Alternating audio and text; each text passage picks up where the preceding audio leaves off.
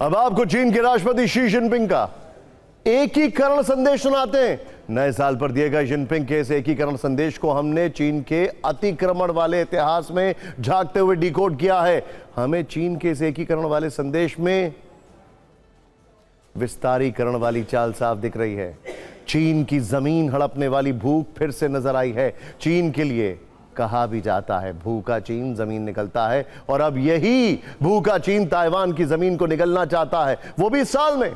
असल में नए साल के मौके पर चीन के राष्ट्रपति शी जिनपिंग ने देश को संबोधित किया। इस मौके पर उन्होंने आर्थिक, सामाजिक, रणनीतिक तमाम तरह की बातें की, चीन के विकास की बातें की, लेकिन अपने भाषण में मातृभूमि और एकीकरण दो ऐसे शब्दों का इस्तेमाल किया जिसे सुनकर ताइपे में हड़कंप मच गया है। जिनपिंग ने धमकी दी है ताइवान स्ट्रेट के दोनों रहने वाले चीनी लोगों के बीच खून और रिश्तेदारी का संबंध।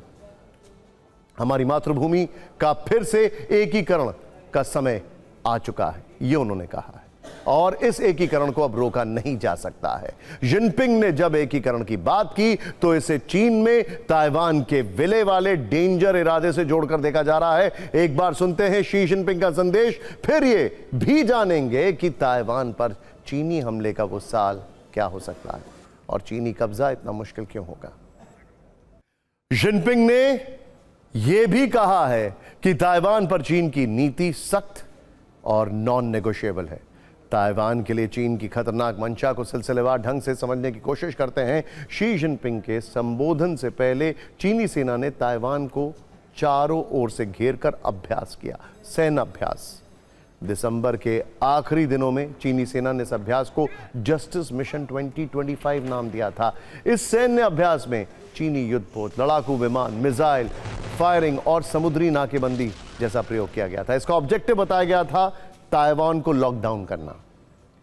चीन ने दिखाने की कोशिश की कि वो ताइवान पर अटैक की पावर रखता है, बाहरी हस्तक्षेप को रोकने के लिए तैयार है। इस युद्ध अभ्यास के अलावा 29 और 30 दिसंबर को 130 चीनी सैन्य विमान भी और ड्रोन भी ताइवान के पास देखे गए थे। यह सैन्य अभ्यास एक दिन का था। इसके बाद 31 दिसंबर को जिनपिंग सामने आए और उन्होंने ताइवान के चीन में विलय का ऐलान कर दिया। जिनपिंग के संदेश को अब ताइवान के साथ साथ पश्चिमी देश भी डिकोड कर रहे हैं।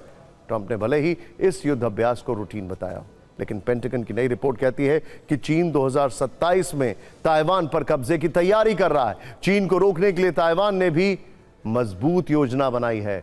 ताइवान की नई रणनीति देखने से पता चलता है कि वो चीन से मुकाबले के लिए असीमित युद्ध क्षमता को बढ़ा रहा है। दिसंबर के महीने में ही अमेरिका ने ताइवान को सुरक्षा के लिए करीब 11.1 अरब डॉलर के हथियार की सप्लाई की मंजूरी दे दी है।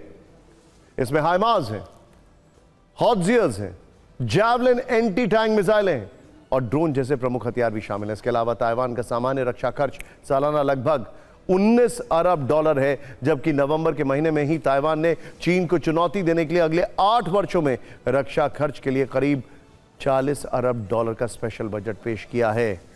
यह कॉपी बुक बिल्कुल वैसे ही दिखाई दे रही है जैसा यूक्रेन के साथ हुआ था, यानी ताइवान अब पूरी तरह से यूक्रेन वाले मोड में आ चुका है। चीन ने जंग छेड़ी तो ताइवान युद्ध को लंबा लड़ने का इरादा रखता है। अमेरिका की मदद से चीन को फुल चुनौती देने का मन बना चुका है।